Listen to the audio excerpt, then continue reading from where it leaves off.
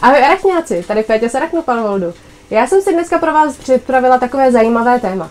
To téma je s názvem 10krát ne. Což znamená, že si řekneme 10 případů, co se sklípkama opravdu nikdy nedělat.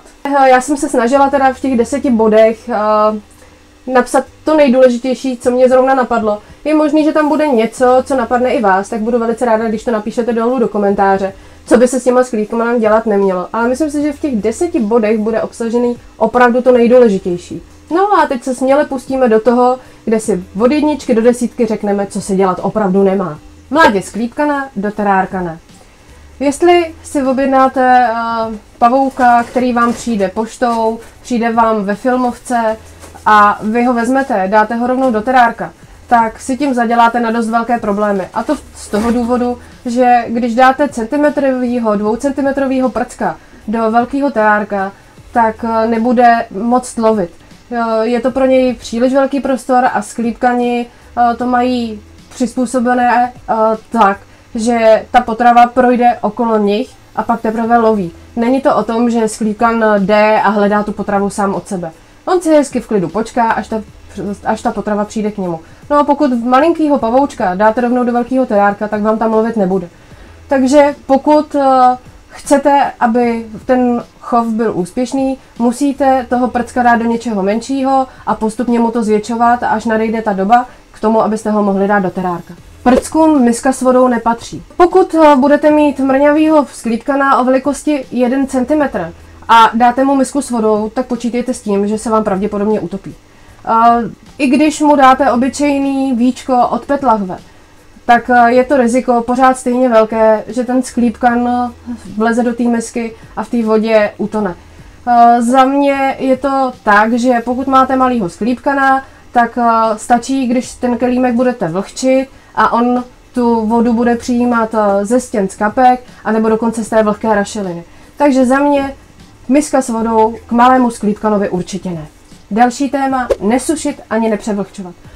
Pokud toho sklípkana budete sušit v uvozovkách, tak se vám stane to, že buď se vám nesvlékne, anebo umře žízní. Naopak, když ho budete převlhčovat, budou vznikat různé plísně, uhnijou mu nohy a od toho sklípkana přijdete taky. Takže byste měli dodržovat takovou tu rovnováhu, kde to není ani suché, ani vlhké a já to řeším jednoduchým způsobem. Navlhčím mu půlku ubikace, půlku nechám suchou a ten sklípkan si sám vybere, jestli potřebuje být ve vlhku nebo v suchu. Pavouk na ruku? Za mě rozhodně ne.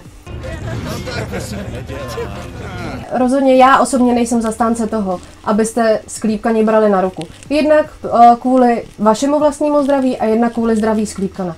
Pokud si ho vezmete na ruku, ten pavouk vám může z té ruky seskočit, může spadnout na zem a může mu prasknout zadeček a zbytečně od toho sklípkana přijdete. No není jednodušší se tady tohohle vyvarovat? No tak ho na tu ruku prostě neberte. Vpravo nahoře najdete kartu, kde máte odkaz, kde se dostanete na video, proč sklípkana nebrat na ruku. Další bod, za 5. Rozhodně sklípkana nerušit. A hele, kdo to k nám... Vyplašíš ho. A to v tom smyslu, jednak nerušit ho při slékání, nerušit ho při páření, nerušit sklípkana při jídle.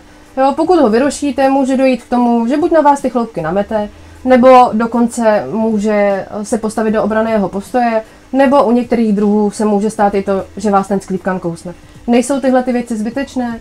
Tak je prostě nerušte, nechte je v klidu a až bude mít dojezíno, až bude po všem, pak teprve můžete svého sklípkana pozorovat, můžete mu vyčistit, můžete dopustit vodu, můžete udělat veškeré věci, které jsou potřebné. Dalším bodem v našich 10 ne je zbytečně sklípkany nedráždit.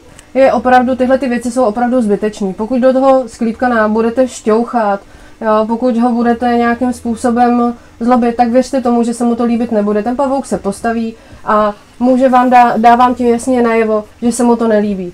Je x variant, jakým způsobem on to může udělat. Jednak to udělá tím, že na vás vymete chloupky, u avikuláry vás třeba počůrá.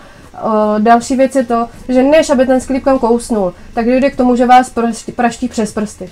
Takže proč je zbytečně dráždit? Není to přece vůbec důvod k tomu, aby jste tyhle ty věci dělali. Pokud svého chráněnce chcete pozorovat, tak to zvládnete i bez toho, aniž byste do něj šťourali. A jsou určitě i jiné metody, jakým způsobem můžete s tím sklípkanem manipulovat. Dalším bodem ne je nemanipulovat. Pokud se vám sklípkan právě svléká, vidíte, že leží na zádech, rozhodně s ním nehýbejte, nikam ho nepřendávejte, určitě ho netahejte za nohy, protože víte, co se stane, ta noha mu upadne. A myslím si, že tohle je věc, která je opravdu zbytečná. Počkejte na to, až se pavouk svlékne, až pavouk vytvrdne, potom teprve s ním můžete manipulovat. A nejlepším způsobem, jakým to můžete udělat, je to, že ho přiklopíte krabičkou, podsunete pod to víčko. V pravém rohu nahoře naleznete odkaz na další video, kde je jak správně manipulovat se sklípkanem. Dalším bodem, a je to pro všechny chovatele, ať už je to zkušený chovatel, začátečník, ať už je to žena, ať už je to dospělý muž, pokud požijete alkohol, všechny vás prosím, nedělejte to, že budete se sklípkany manipulovat, že je budete pářit, budete je přendavat, nebo je budete chtít ukázat svým kamarádům, kamarádkám.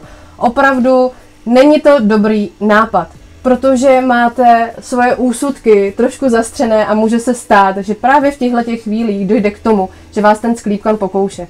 Takže pokud se napijete, tak to prosím nedělejte. Dalším tématem je, kde nekupovat sklípkany. Sklípkany nekupujte z neověřených zdrojů a je to z mnoha důvodů. Nejlepší je, abyste si sklípkana pořídili přímo od chovatele. Za prvý dostanete k tomu plnocenných rad do začátku, byť i když jste zkušený chovatel, tak můžou být věci, které ještě neznáte, se kterými jste se nesetkali, proto je lepší to kupovat od chovatele. Předejdete tím tomu, že si domů vlastně do svého chovu zavlečete parazity, nebo že si přinesete domů nemocného sklípkana. Takže rozhodně kupujte pouze od chovatelů, od ověřených zdrojů a nekupujte, když nevíte jejich původ.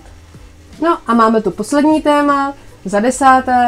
a to je sklípkan není mazlíček. Opravdu to není, nepatří to mezi mazlíčky. Se sklípkanem se nemůžete pomazlit, tak jak jsme řekli, nejsme zastánci toho, aby se sklípkani brali na ruku. Pokud si chcete pořídit mazlíčka, pořiďte si morče, králíka, psa, ale sklípkan to rozhodně není a mezi mazlíčky se neřadí. Důvod, proč se sklípkani chovají, aspoň z mého pohledu, je ten, že mě velice na nich fascinuje způsob života, způsob lovu, tím, jak se svlékají, nádherné barvy, které jim příroda dala, ale opravdu nepatří mezi mazlíčky. Takže pokud už si sklípkana pořídíte, tak to není ale zvíře na mazlení. Teď jsme si řekli 10 důvodů, co opravdu se sklípkany nikdy nedělat. Je možné, že jsem na něco zapomněla. Pokud vás něco dalšího napadne, budeme velice rádi za to, když se všichni zapojíte pod toto video dolů do komentářů a řekneme si věci, které třeba nezazněly. Mám pro vás ještě jednu věc a to je to, že pokud vás zajímají videa z naší kolekce Jak na chov sklípkana, tak tyto videa budou na našem YouTube kanále spuštěny vždy v úterý v 6 hodin. Takže pokud si chcete dozvědět, co bude příště, tak nás určitě sledujte a odebírejte a myslím si, že se máte ještě na co těšit.